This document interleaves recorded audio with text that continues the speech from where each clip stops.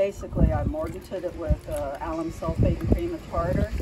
I let it hang and dry overnight, and then I rinsed it to rinse out the excess alum, and then let it dry. So the alum, the mordant that holds the dye, is attached to this. So now what you're doing is you're getting it wet, ready for the dye to take into it. Okay. Here, I just wanted to get the flowers started, and I'm gonna add some more water and we can take that out. Because the dried petals in the festivals in India and in Mexico, they take the petals off and they just have rivers of the marigolds around the square.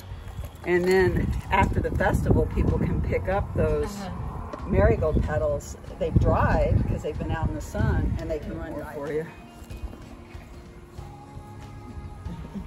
So let's get off of our oak trees. Beautiful. This is our persimmons, you know, our Texas persimmon, the black persimmon. This is the European plant that I grew in my garden.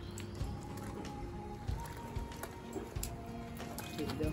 Trade pots. And so the petals with the heat are starting to give off the gold. So y'all see how much darker it is here? Yes, it is. So yeah, we're starting to get the color out of this.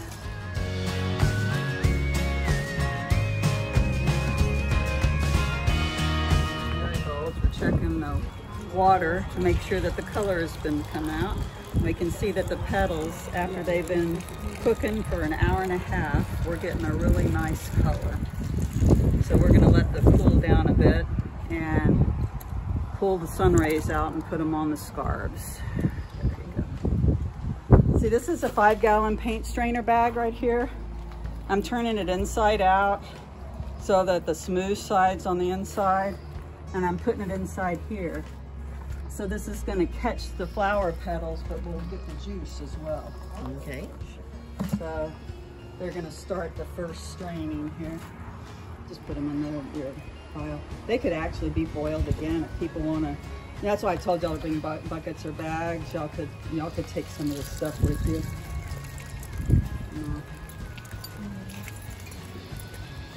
Yeah.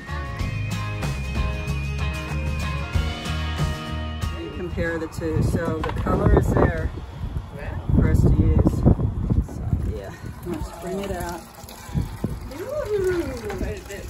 Somebody squeeze this bag that we're holding. Just sort of kind of, don't. Didn't expect we'd be doing this together today. That's hot. This is the moment where we see what came out. All right, I'm gonna pick it up. You got it, Travis? Yeah. Okay. All right, we're moving the bucket.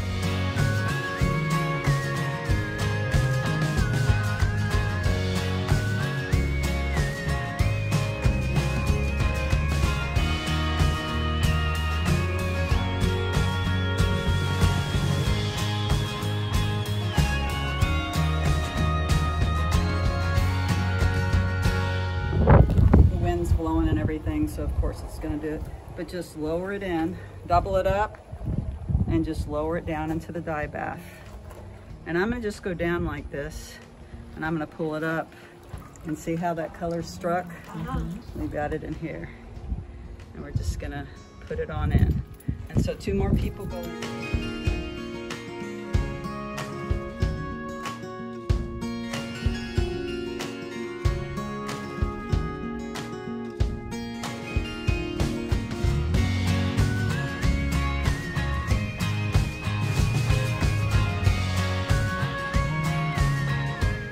Every 15 minutes we're going to stir, but if it strikes someone, we're going to come over here and stir it. We'll stir gently and calmly, or we will tie the scarves in a knot, okay?